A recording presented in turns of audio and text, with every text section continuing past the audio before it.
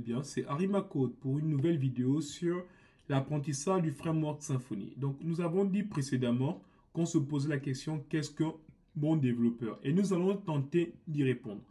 Pour cela, nous allons voir, quand on parle de métier d'abord de développeur, on parle de développeur informatique. Et quand je parle de développeur, je parle aussi de développeuse. Donc, c'est pareil, développeur ou développeuse dans les deux sens. Maintenant, ici, la définition, qu'est-ce qu'un développeur? Parce qu'aujourd'hui, on parle de développeur, mais concrètement, qu'est-ce que c'est? Après, il y a une définition qui peut être aussi simple qu'on peut penser que c'est peut-être, on va dire, c'est peut-être un peu osé. Mais un développeur, c'est juste quelqu'un qui va traduire le besoin d'un client en ligne informatique. C'est comme ça qu'on peut définir un développeur. C'est quelqu'un qui va juste prendre le besoin d'un client et qui va matérialiser son besoin en ligne informatique. En ligne informatique, qui va donner un résultat tel qu'un site internet, un site web, une application mobile, ou un logiciel, ou un jeu vidéo, ou des choses de ce genre. Donc, en fait, c'est juste ça la définition. Je répète, un développeur, c'est quelqu'un qui va prendre, on va dire, les besoins d'un client pour le traduire en ligne informatique. Voilà ce qu'est un développeur.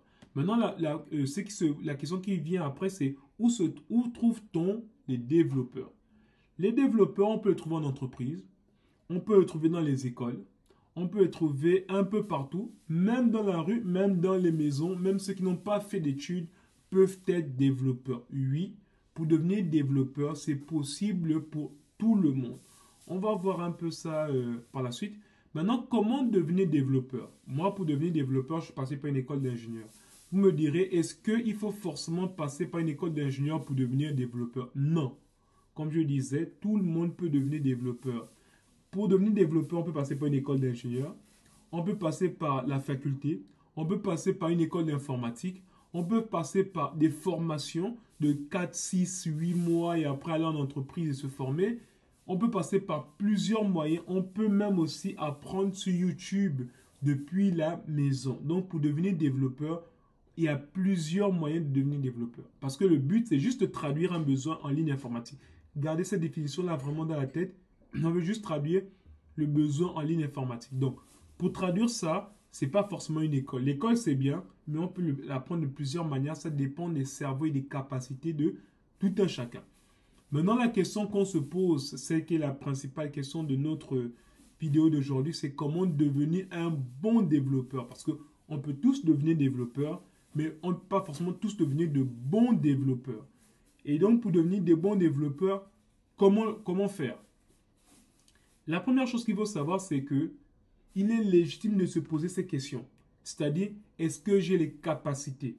Parce que des personnes vont dire, ouais, mais je n'ai pas fait une école d'ingénieur, je ne suis pas allé dans des bonnes écoles d'informatique. Est-ce que j'ai les capacités pour devenir développeur? Il faut d'abord, premièrement, avoir confiance en soi. Donc, croire en ses capacités et se dire que c'est possible. Et donc aussi, comme je disais, pour tout le monde, ça dépend des cerveaux de tout un chacun. Mais un bon développeur, c'est quelqu'un qui aura de la patience. Pourquoi? Pourquoi la patience? Parce que lorsqu'on commence à développer, il peut arriver qu'on se trouve, on développe une application qui marche aujourd'hui dans une certaine version et les mises à jour des outils qu'on utilise évoluent et après ça ne marche plus parce que ça évolue en fait. Et donc là, il ne faut pas s'énerver, il faut garder son calme. C'est pour ça qu'on parle d'avoir de la patience. Avoir de la patience aussi, pourquoi? Parce que lorsqu'on va développer, souvent on sera bloqué. Ce ne sera pas facile. Il faudra chercher. Souvent même, il suffit d'aller dormir et revenir le lendemain pour trouver la solution. Donc, il faut avoir de la patience. Il ne faut pas avoir tout et tout de suite. Donc, autre chose maintenant qu'on peut aussi dire au niveau on va dire au niveau d'un bon développeur, il ne faut pas chercher à tout connaître dès le départ. Qu'est-ce que je veux dire tout connaître? Parce que dans le Symfony, ceux qui ont développé le framework Symfony, ils étaient nombreux. C'est plusieurs développeurs, peut-être même des centaines. Donc, ce que des personnes ont développé en centaines, vous qui êtes moins expérimentés qu'eux, ne pensez pas pouvoir tout maîtriser. Ils étaient nombreux pour développer ça. Donc, un bon développeur, c'est quelqu'un qui va comprendre comment un outil marche et comment il peut l'utiliser. C'est-à-dire d'abord comment ça marche et comment l'utiliser à notre tour. Parce que le but, c'est on peut comprendre comment ça marche, on peut comprendre de A à Z, mais il faut maintenant savoir aussi l'utiliser. C'est comme il y a beaucoup de coachs qui vont expliquer que voilà comment les choses marchent, mais eux-mêmes, ils ne savent pas faire. Donc, moi, je parle, un bon développeur, c'est quelqu'un qui va comprendre et qui va savoir faire. Donc, c'est les deux choses qu'il faut savoir. Maintenant, pour comprendre ou bien pour savoir faire, il peut arriver qu'on se retrouve bloqué. On peut arriver qu'on se retrouve bloqué sur une question ou bien un problème qu'on n'arrive pas à résoudre. Et pour cela, comment on fait? Il y a des sites internet où on va pour pouvoir se ravitailler en termes de documentation. Vous pouvez aller sur Google. Les plus répandus sont php.net pour voir un peu comment ça marche, c'est-à-dire au niveau du PHP. Pardon. Il y a aussi le site de symfony.com que je n'ai pas mis, mais de toute façon, dans la formation, on va bien parler de symfony.com. Et pour pouvoir voir la documentation de Symfony. Et il y a aussi Stack Overflow. Stack Overflow, c'est le site qui va nous permettre de voir les erreurs qu'on va rencontrer, que d'autres personnes ont rencontrées avant nous et qui vont nous aider à pouvoir résoudre ces problèmes-là. Ensuite, un bon développeur, c'est quelqu'un qui a de la rigueur.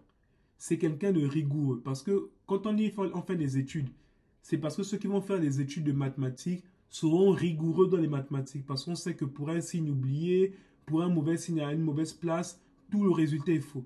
Bah, c'est la même chose en informatique. Donc, le fait d'avoir cette rigueur en mathématiques, ça s'accompagne en informatique. Voilà pourquoi on associe souvent les maths et l'informatique. C'est juste au niveau de la rigueur.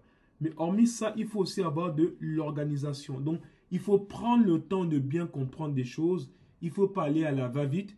Il faut bien décortiquer et souvent s'exercer. Pas tout de suite vouloir avoir le résultat escompté, directement avoir le site final et l'avoir mis en ligne sans comprendre ce qu'on fait. Donc, il faut prendre le temps de bien comprendre ce qu'on fait, de bien analyser, quitte à répéter les mêmes exercices plusieurs fois jusqu'à ce soit maîtrisé du bout des ongles. Ensuite, vous pouvez passer à la suite. C'est ce qu'on appelle l'organisation. Et le dernier point que je voudrais souligner, c'est ne pas chercher à tout développer. Pourquoi ne pas chercher à tout développer? C'est parce que aujourd'hui, il y a tellement de choses qu'on veut faire et il y a des personnes qui ont développé des outils qu'on peut utiliser. Donc, il faut comprendre comment ça marche et ensuite comment on peut l'utiliser dans notre application. Je prends un exemple. Si vous voulez développer une application et que lorsque quelqu'un s'inscrit sur votre site, vous voulez recevoir un mail automatique, vous n'allez pas tout développer de A à Z. Il y a des outils qui sont déjà là qu'on pourra intégrer. C'est pour ça qu'on utilise des frameworks. Sinon, on aurait pu utiliser le langage PHP de base. Mais si on utilise un framework, c'est pour utiliser les puissances du framework. Donc, il y a des outils qui existent et on ne va pas se remettre à, à refaire toute la roue. Donc, c'est pour cela qu'un bon développeur, les points qu'il faut savoir, c'est quelqu'un de patient. C'est quelqu'un qui ne va pas chercher à tout maîtriser dès le départ. Quand il est bloqué, il va aller chercher sur Internet. Quelqu'un qui va être rigoureux, organisé et qui ne va pas chercher à tout développer soi-même. Voilà les points que je peux noter pour un bon développeur. Donc, je vous donne rendez-vous à la vidéo prochaine. Merci.